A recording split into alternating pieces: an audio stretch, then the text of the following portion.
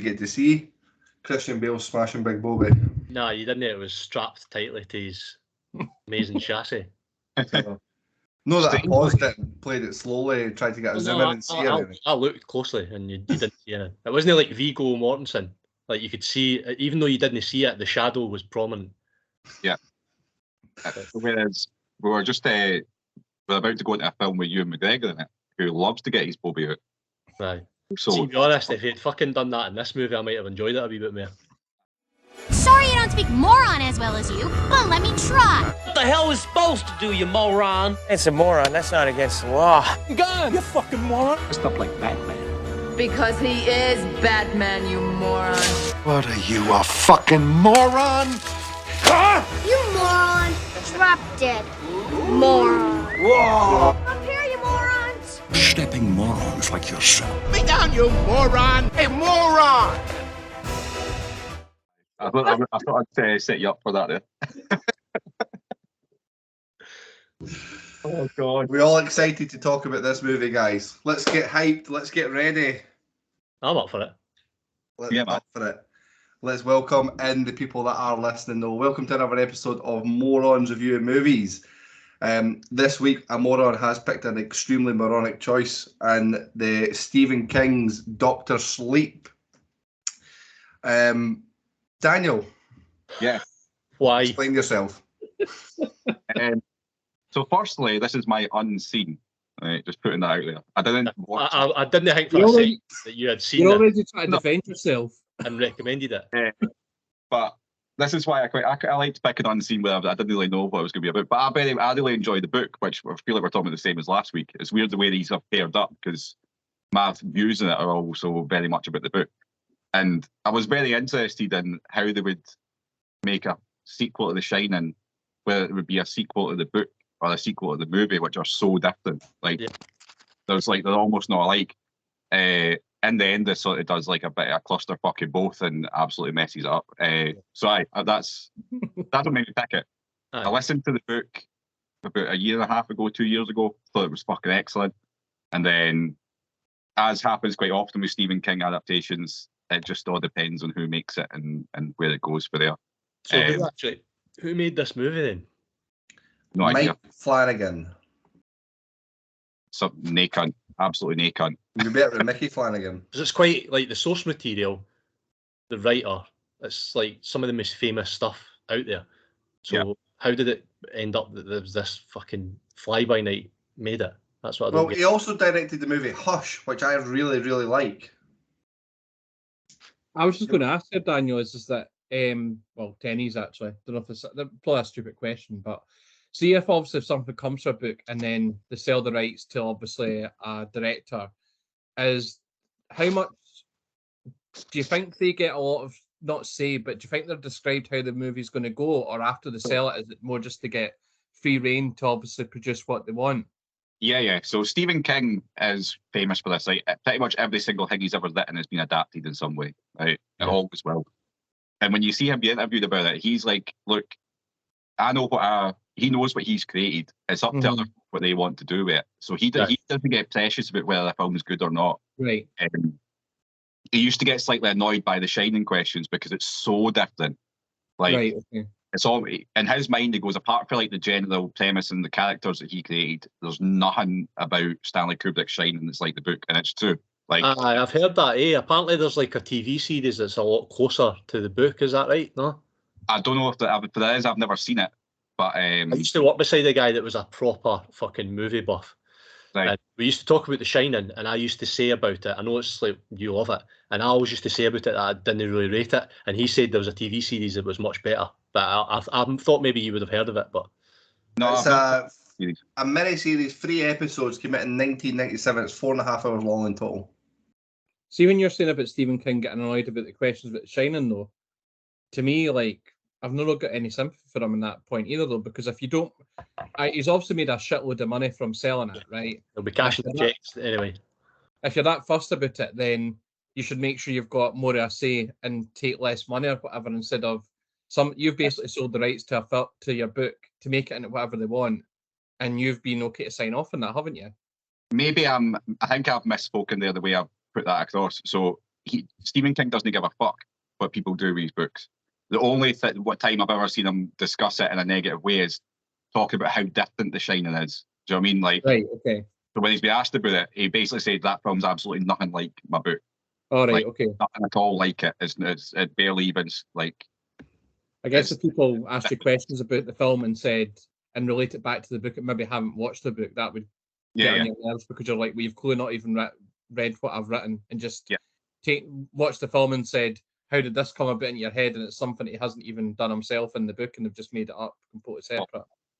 One thing I was going to say about that, I don't know. So when music's used in like TV and stuff like that, it's not strictly the artist that gets paid, is it? It's the person that owns the master or the publishing rights. So I don't know if that's the same with a novel. Do you know what I mean? I know that Stephen King is pretty good with his stuff and he gets paid for absolutely everything. But he also he's basically come out publicly and said he'll never stop anyone making one of these things. You can fucking have free rein and pay him. And then what I was going to ask on the back of that, and Kyle maybe be able to check this, I take it he's no credited anywhere like as adapting the screenplay or anything like that, no, for this. And this, but I know he has worked on some stuff, right? So there's some Stephen King adaptations that they've got him involved in. Like recently they're doing Under the Dome as a TV show, one of his books. I know that he's like a producer on it and he's like a consultant and shit like that. And because somebody has to do that. Like you can't just take a book and make it into a movie. You have to adapt it. Ken, what I mean? Like, so somebody has to do that. And you would think the writer of the book would be the best person to do that. Like, so for this one, Stephen King is credited as a writer. There you go. Well, obviously, no, but is it based on his, just purely because it's based on his novel? Is that what it says, or? It's got his name on the poster and everything for it. It's Stephen King's Dr. Sleep. He's credited as a writer for it. You have to do that. Yeah, it's his.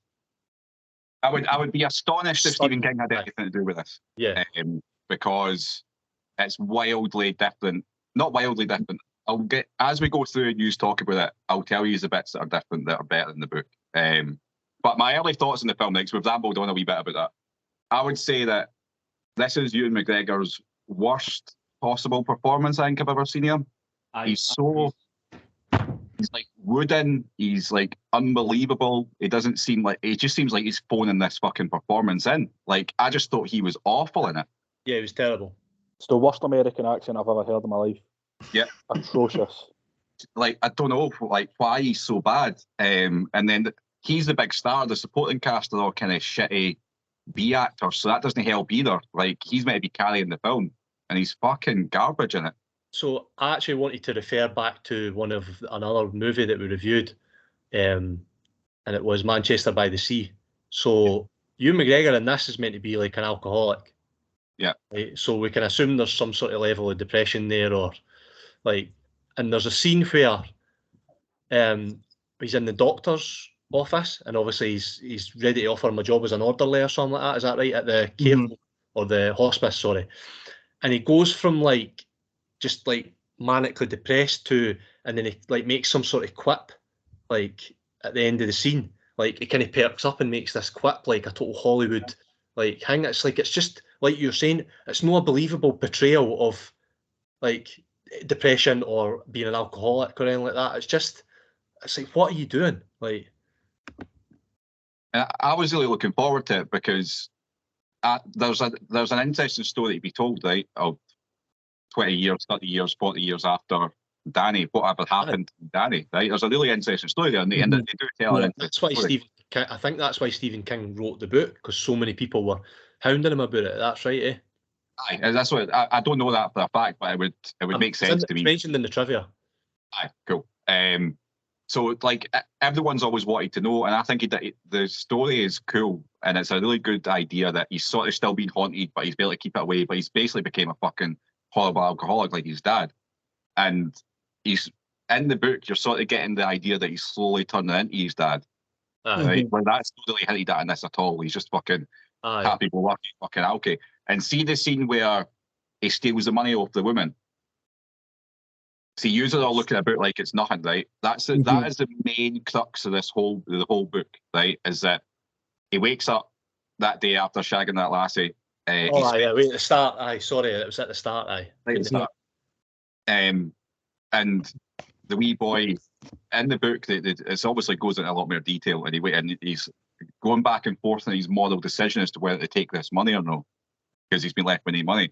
Yeah. And in the book as well, the wee boy is clearly being like abused. Like the wee boy's fucking like covered in fucking shite. Like you can't leave him there, but he just does. He just takes the money and fucks off. And then because he's got the shining, they haunt him throughout forever. That's not mentioned in the movie at all. Aye.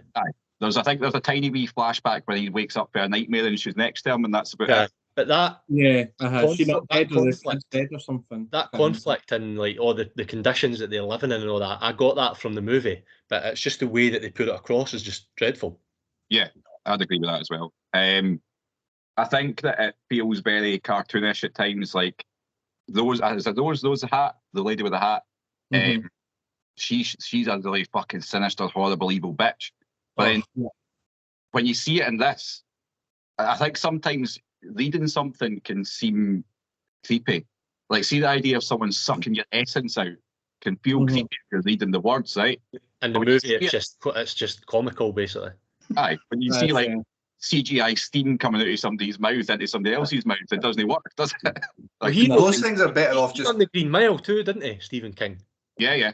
That's what that reminded me, and I'm like, this isn't even original. Like, do you know what I mean? Aye. It's Stephen King's whole universe all ties in, right? So people with special abilities are interlinked some way in amongst his world, right? So it could be that John Coffey's got the opposite. He sucks the bad. Well, exactly. Aye, but when you see it in a movie, it's like, well, we've already seen a guy doing this, but it's the complete opposite thing. Like, it's not the thing. But I'm sorry, everybody. This was really long. At least you can admit when you picked a big shite film unlike Hunter, so kudos for that. That's the thing, that you sit there and you watch it, right? And a lot of the time we don't discuss it beforehand, and we try really hard not to even discuss it after it until we talk about it. And I would never like really slag somebody if they've actually paid attention and just not had the same experience as what I have. Like, we already we watched Traffic, and basically everybody else shat on it. But I watched the movie and enjoyed it from start to finish, so it's fine. But I really wanted to enjoy this. That's why I'm so gutted.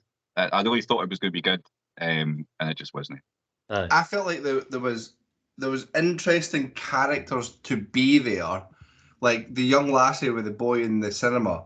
I feel like who they were watching The Power, because she had that. I've just come off the back of watching Jessica Jones. She's got that Kilgrave thing where she can just tell people stuff. And in the TV series Jessica Jones, it's done amazing. Dave Tennant does a great job of portraying this, and it's just so underplayed in this, the fact that she can just say whatever she wants. And I just, when she started that, I thought, oh yes, this is going to be class, because she's going to have a massive influence. She just kind of gets shunted away to the side, like, oh, we'll keep her. But you only really start to see the influence she has when she tells the guy to blow his own head off. Like, she only really exists to then further their power, their power later on. I guess another thing that just doesn't work in a film is, see right at the start where they've got the wee lassie and suddenly there's all the people in the boot. I just wanted to laugh. Like the sinister. Do you know what I mean? Like, it wasn't sinister in any way. It just felt the other bit too is like when you said you're laughing at that point, it's like, I can't remember what the character's name was. Remember the really old guy who was obviously he was dying and everybody was upset. As soon as he died, everyone just over him, trying to take every last drop in that. I was just like, oh my god. That was just that was to me. That is in keeping with really the type of people that they are. Like, but it was laughable though. It was laughable, let's be honest. I feel like I've seen him in something before though, that old guy. No? Daniel, you might know.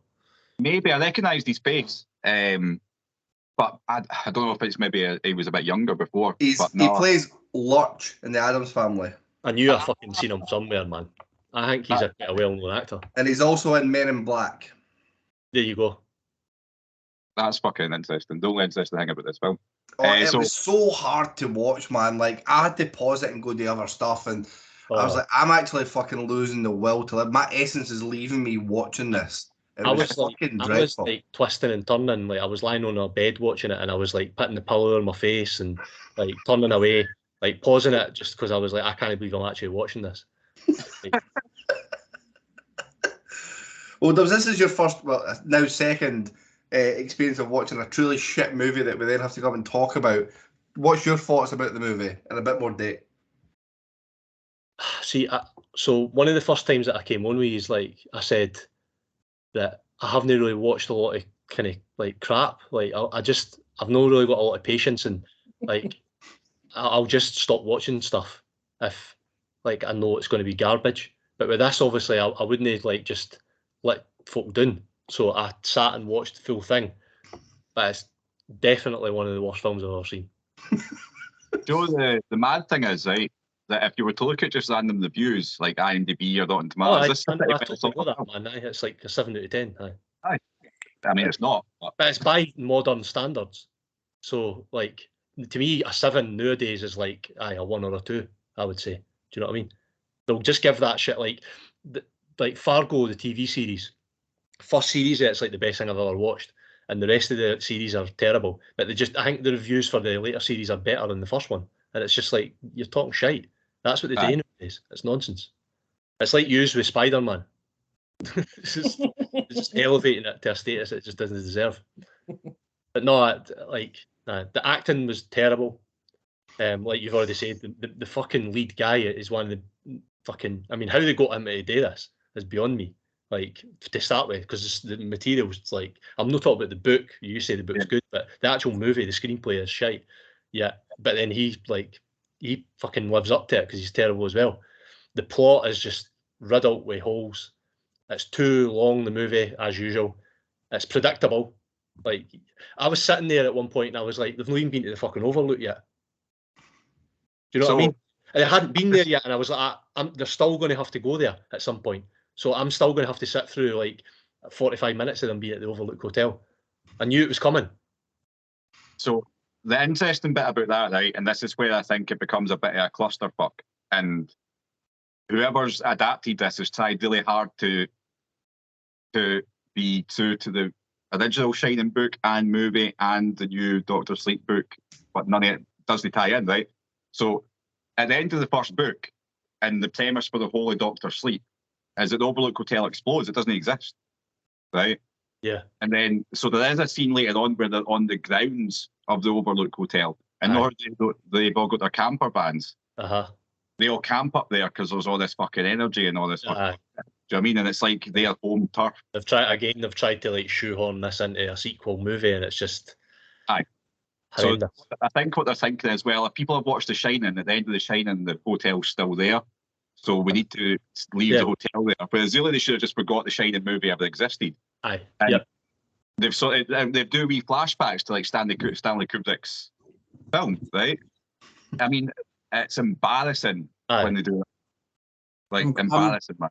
I'm completely on the same page as you with that, Daniel. It's like, I've not read the book. I hadn't read to see whether this was in the book or not. But like, once I go back to the hotel, that was the biggest pile of shite I've watched in a film that was meant to be good, because I was actually really buzzing going into this. I didn't actually realise that I'd only scored The Shining a 4, which is probably I should have, on reflection, for what I remember, it was actually more enjoyable. But as soon as I went to that, did all the flashbacks or whatever, it was as if to me, you'll be able to tell me if this. So what you're saying is, in the book they don't actually even go into the hotel then, or do they go? The hotel doesn't exist. The hotel blows up at the end of The Shining. Sorry, I wasn't sure if you meant. So I didn't know if you meant in the book it blows up at the end, because obviously it's only on fire. But I thought maybe there's bits after it. But it was as if to me that they got to that stage of the film, they're like, what the fuck do we do now? Oh, you know what? We'll just go back to the hotel and just put, because even the scenes together when that Rosie's chasing the young girl, I thought both of them were actually pretty good in the film, but I agree with you, McGregor. But even when she's chasing the young girl, it was like the exact same as what The Shining was. It was like built on a bit different. It was just complete laziness. And they miss out a really key part about. So in the film, right, Ewan McGregor, the covered alcoholic, clicks his fingers, knew he's not an alcoholic, and he's sound, right? and he's got the blackboard chalk. And then one day she should say when he starts saying hello back, right? Yeah. They never go into any depth about their connection. Whereas it's really important in the book that fucking Jack Torrance, right? Danny's dad, Jack Nicholson for the first one, right?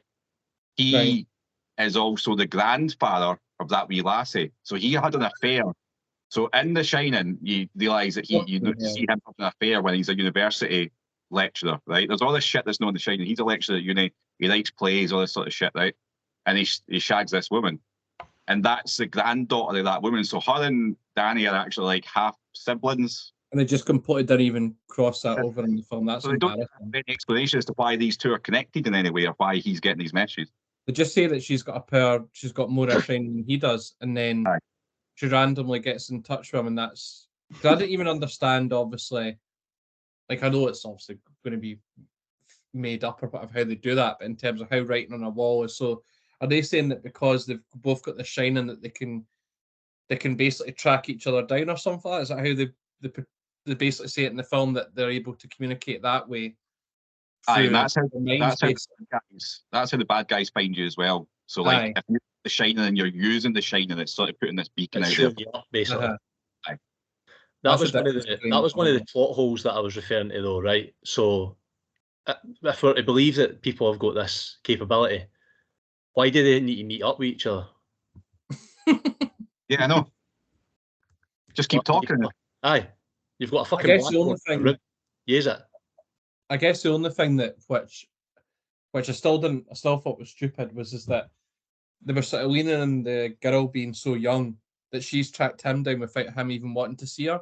But even still, you'd think if she's got all this knowledge and power, that she would obviously know that she can keep communicating in that way instead of not having to meet up with him. I don't know if that's the only way they were leaning into it and saying, well, she's sort of young and immature or whatever. But then a few scenes later, she's like the complete opposite, and you could think she's probably like a young adult the way she's able to control herself and whatever as a film progresses. It's 8 years, mind, eh? Like it jumps 8 years forward too. Oh, does it? I thought this was like a fortnight.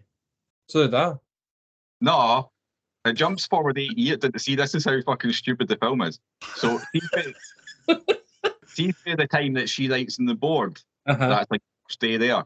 Then it jumps forward and he's getting like his 8 year or his 6 year coin at the end. Oh, right, okay. See, that's even stupid though, Taylor. Just like a gap at 8 years, just nothing happens. Because the only thing I notice is that he's got a beard at one point and then he's clean shaven after that. That's what 6 years does to you. No, done it to you. No. Sean, what did you think of this movie? It seems like one that you'd absolutely despised, and the fact that Laurie fell asleep and didn't even enjoy it with you. Lucky girl. When it's supposed to be a scary movie, which is up her street. What's your thoughts, mate? Is this supposed to be a scary film? Obviously, like, you've got the fucking creepy bits in the bath. About it. I'm just the same as you. I don't know what's worse, like the film or having to fucking talk about it. This kind of felt like a really shite, like 18 rated, like DC Marvel type film, or like a fucking Disney series based in the Marvel kind of universe and that. I'm just not into this kind of stuff at all.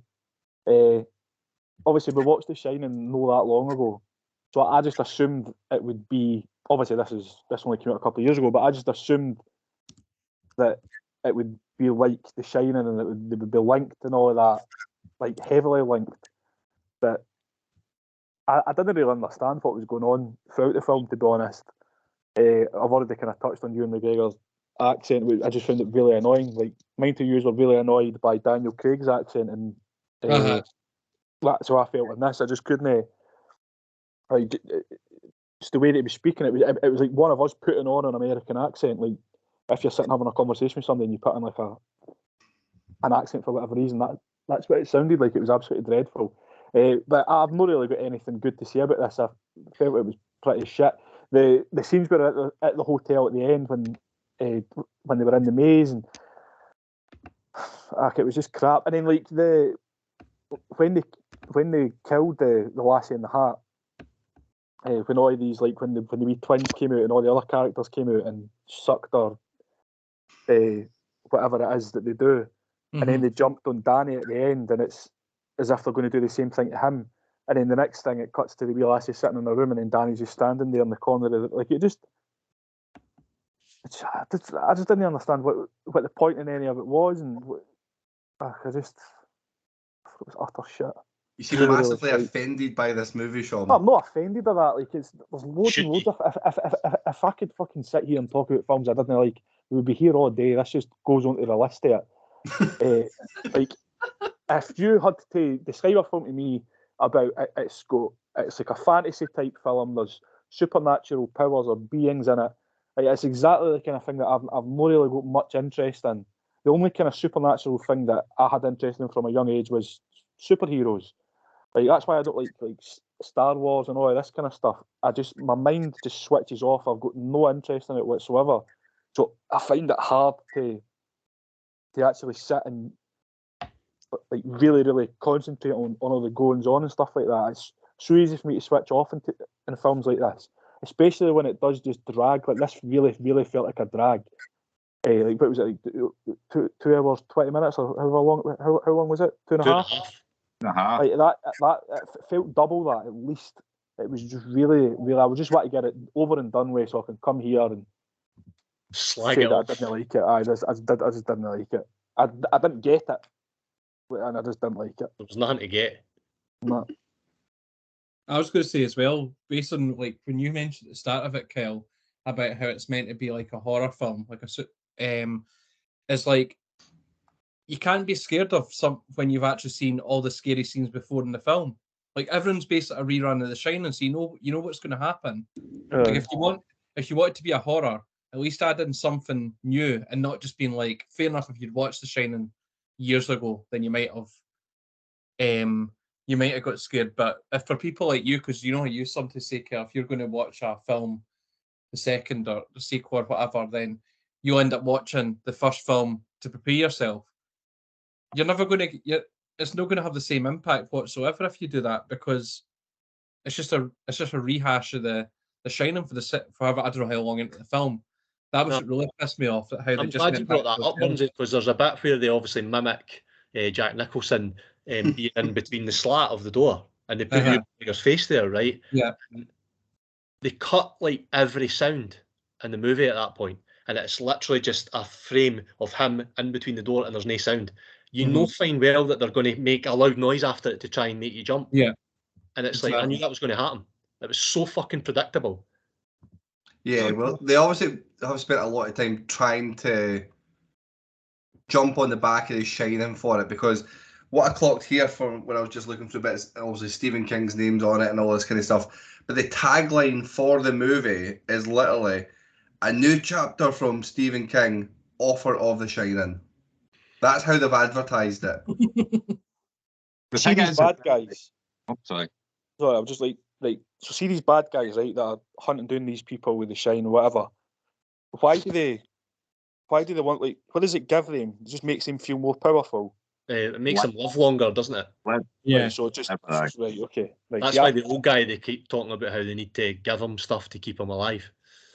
And see the scene where he's at the bar in the hotel, and the guy pours on whiskey. Now I'm might be miles off here, right? So obviously, I never actually knew this, right? I never knew that Jack Nicholson retired in 2010. I thought he'd been in loads of stuff after 2010, but I checked it and it is obviously correct. I was amazed by that. But anyway, is the bartender meant to be portraying Danny's dad? Is that, so I'm right in thinking that he's meant to be portraying Jack Nicholson's character as in the dad? I thought, yeah.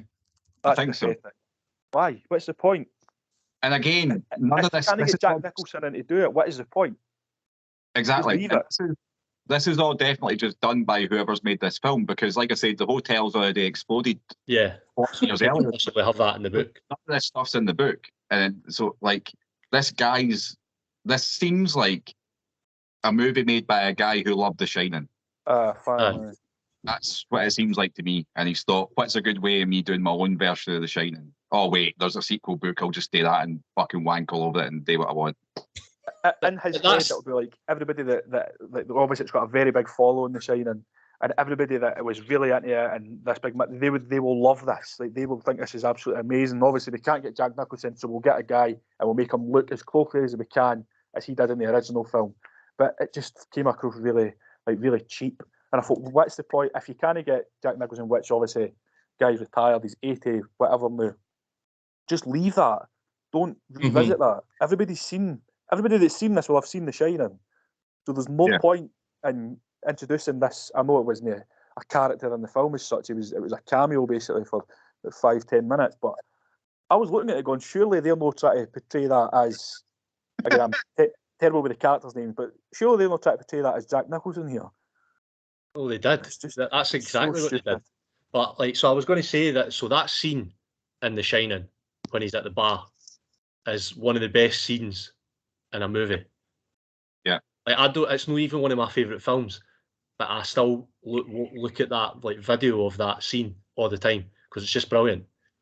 Yeah. And it's showing his like descent into like madness, and he's literally all he's doing is just like having a imaginary drink at a bar. Yeah. Like, but so Ewan McGregor in this movie goes up to the bar, right, and it's obviously they've completely ripped off Kubrick's like the way that the camera moves and stuff like that, right? And then he gets up to the bar and it's like, right, so now, right, see if they just showed it from his point of view and then that was it would be fine, right? But then they show the glass for the side, right? And they show that Jack Daniel's been about to be poured into it. I'm like, right, that's fine. Again, I'm totally okay with that. Then they had an actor who slightly looked like a young Jack Nicholson in the movie. Like, what the fuck are you doing? That's where it fell apart. I don't understand who thought this is a good idea.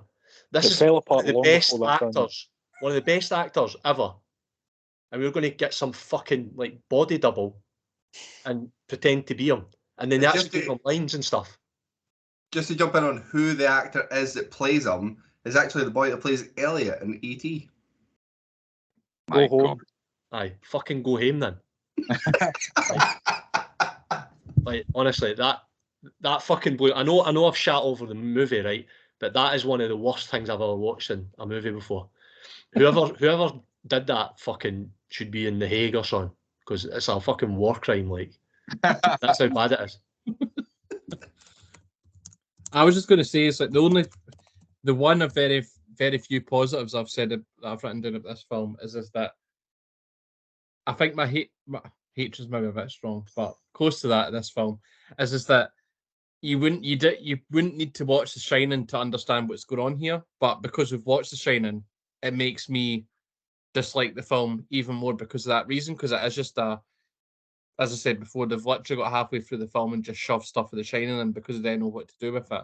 And then the other things is like, I thought the young girl's father, he was absolutely atrocious in the film. Oh, aye, totally. I've actually got that written down. The mother and the father are absolutely terrible. So there's a scene where she makes all the spoons hang for the ceiling.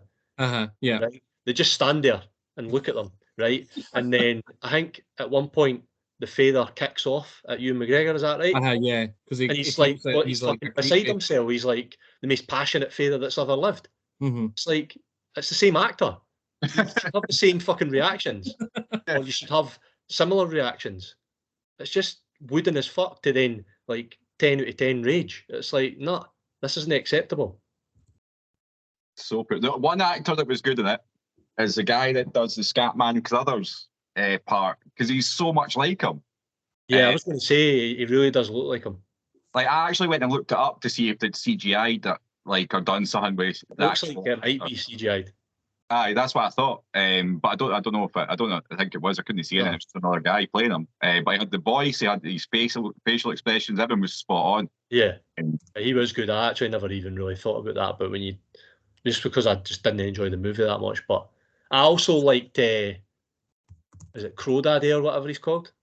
Yeah. He didn't have much to do, but I feel like in that sort of gang, I feel like he is quite sinister. I don't know if you know what I mean. He's quite convincing as a sinister guy without really doing much. Yeah, he was good. Like the guy that played him looked like the rest of them were all just faceless, so you didn't really get to know any of the rest of them. I suppose they were just looked like normal fucking cunts. Could have put anyone in there. But no, I thought he was quite good.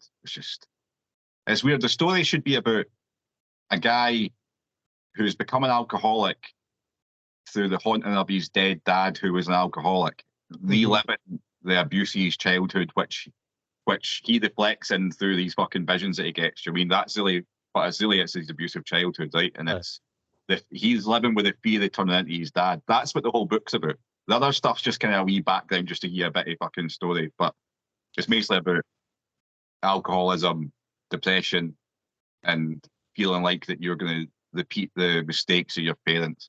That's what I feel the story should have been about. You would never have got any of that from watching this film. So like, it's fucking really failed at its job. Let's grab Hunter's thoughts whilst I've got them here. This should be good. I hope he likes this. Surely not. Surely not. There's no chance. This is not up Hunter Street and it's garbage. So like, it's got to be pure. It starts off, 2.5 hours of sleep I've deprived myself of having to endure this. Good start. These newer Stephen King adaptations we have seen recently, including Pet Sematary, have been shite. This shouldn't even be mentioned in the same breath as The Shining. Felt like it had something worth being interested in at the start, then it totally deviated away from The Shining for the big middle chunk of the film. Then felt like it was all shoehorned in at the end, like some sort of force-fed fan service. Then he's put, scary? No. Enjoyable? No. The worst film I've ever watched? Also no, but it's in that ballpark.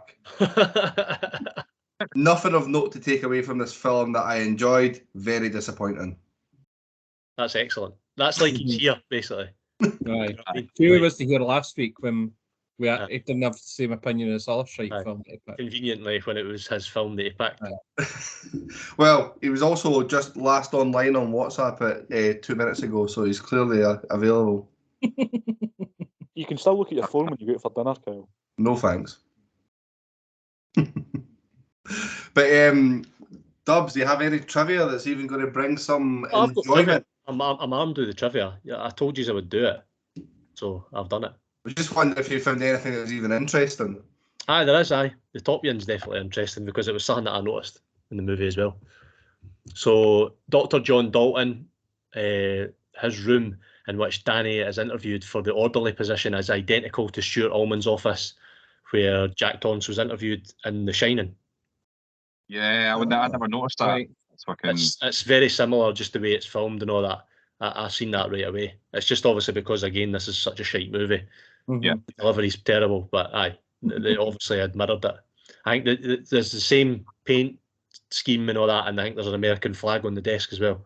Yeah, now that you've said that, it fucking makes sense. So most elements from The Shining were recreated with duplicate sets and lookalike actors, although 3 shots were reused.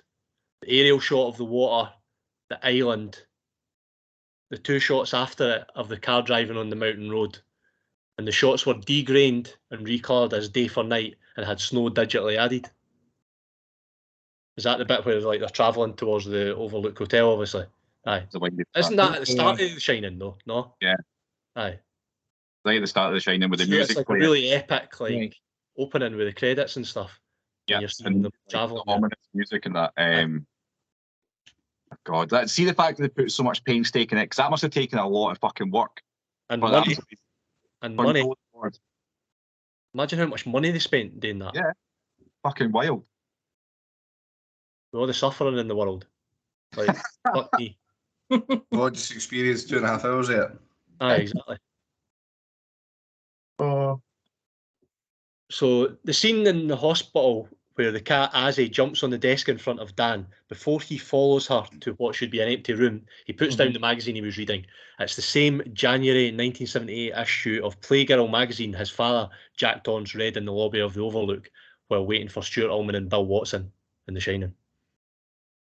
This is just confirming everything I thought. This has been made by a guy who fucking The Shining and wanted to just have a wee... Like yourself. Now the more Dubs are saying, it's more. I think why didn't Rose do the full thing at the fucking hotel and just be done with it? Because that's probably what he wanted to do, and just wank himself silly over this hotel scene. Well, that would have been better though. What he should have done is completely ignored the book, right? Dr. Sleep, the book, completely. No. Take A absolutely day your nothing. own spin on it. Day your own sequel to The Shining, and what you would have wanted to happen. Then this might have also worked a little bit. But the fact that he's also got all these elements for the actual novel, it doesn't add up at all. No. What you were saying though, Daniel, as well, I didn't obviously realise that he's basically ignored The Shining when he gets to the hotel though, as well. So you can't just ignore a big massive part of the book. Either make it the same at the book or completely different. You've just done a mixture of the two of them, which doesn't work. It's a scrap heap challenge of a movie. That's what it is. But that's why Stanley Kubrick done so well with The Shining, because he looked at the novel and then went, I'm going to do whatever the fuck I want with this, and did whatever the fuck he wanted. But he kept to it all the way through. He didn't do little bits of what he wanted and then go, oh, I better have this bit for the book. Yeah. Just fucking fucked the book in the bin and did what he wanted. Yeah. Just, I was quickly searching the budget and how much money this made, and I come across an article that say the headline reads, Warner Brothers have officially said goodnight to the Dr. Sleep sequel. So they had a sequel planned for this movie. Usually I don't even look at Wikipedia after we watch your films, but I did after this because I wanted to check how much it cost and the reviews. Well, it says here that the director tweeted to say that the proposed sequel to Dr. Sleep, which was a film set to focus on the fan favourite character Dick Halloran, and his callbacks to what happens in Dr. Sleep. So it's going to be a movie themed around the Scatman Covers character.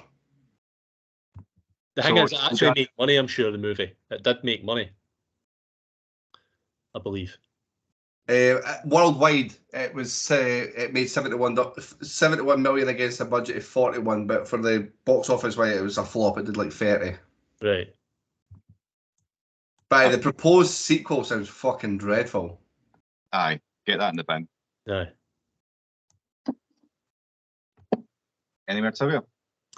The only one I've got, which I've already kind of stepped on it, is the stuff about how he only really wrote the sequel to the book after sort of fans asking him about stuff, which isn't even really anything to do with the movie. But I suppose that just shows how bad the movie was. Even the trivia has no fucking anything to do with the movie. It's stuff that's completely irrelevant. So. And apparently, Ewan McGregor got paid $3 million for his partner role. That's the easiest $3 million ever made, man. Fuck me. Think it's time to score it then, guys. Yes. Yeah. 0. Fair enough. Let's just skip this one. Daniel, we'll come to you first. 0.5. 0.5, which was also which Hunter gave this movie. Burnsy? Joining them. Sean? 0.25. 0.25. Dubs? I just told you it was 0. Oh, my apologies. A pure 0. I'm going to join Sean with a 0.25. This is going to be in the bottom 3 movies ever now. Is it? I genuinely thought you would score it like a wee bit higher. Like so bad. I feel like I tried to like it and I just couldn't. Like I thought it was going to be something worth watching. I was quite excited to watch it and was like massively disappointed. Burnsy, what was that? I think the disappointment actually took mine down. See, if I went into it with no expectations, maybe wouldn't have hated it as much. But I really am definitely the same as you. It was just a random shite film. And I was also taking marks off the fact that it was 2.5 hours long of pure shite. If it was an hour and a half, it maybe got a 0.5. I'd maybe bumped up if it didn't have so much shite in it, but it's too much. Man. Overall, Burnsy? That's a 0.33. A 0.33 does put it third bottom on our list. So we've got Zulu Dawn as a flat 0. We maybe need to convince Dubs to go watch that one to see if he also thinks the same. Everyone gave that movie a 0. Yeah. Right. Holy. That's why Dave left us. Dave left the chat. But that's like my experience of that movie that we've just reviewed, like 5 or 6 times over. Like that must be a fucking piece of shit. Like horrific, absolutely horrific. The French Dispatch is on a 0.3. I'm 100% more intrigued to watch that than Zulu Dawn. Feel free and go and watch it. Like, Because you love it. it's got a lot. I think it's the same director as Royal Tenenbaums. I think, Yeah. right. Which I love that movie, and you didn't like that either, Daniel, did you? I'm not a fan, right? But see, when he was doing those ones like the Royal Tenenbaums, Grand Budapest Hotel, I could understand what he was trying to do. Rushmore. Did you know do Rushmore too? Yeah. I get what he was going for, even though it's not for me. But see now, as he keeps making more films, they just get worse and worse. Right. They take all the bad bits for those and it's bad. Because Rushmore and the Royal Tenenbaums I really like those films, and I'm guessing that there's a few of the same cast in the French Dispatch. He always has this really big eclectic cast of stars. Bill Murray always pops up. I don't think he's in the French Dispatch, but he pops up in most of these films. He's in every other film basically. Well, Dubs, whenever you feel like you want to, you can feel free to watch it yourself and add it as a review on your own. Says basically that the quality drops off, so that's enough for me. I'll take your word for it. So then the third worst movie is going to be Doctor Sleep, which is slightly worse off than The Hobbit at 0.35 and Dark Crimes at 0.4, making up our bottom 5. Was that Jim Carrey that was in that in Dark Crimes? Oh, Jesus Christ, that's a movie to watch. That was also a Hunter pick.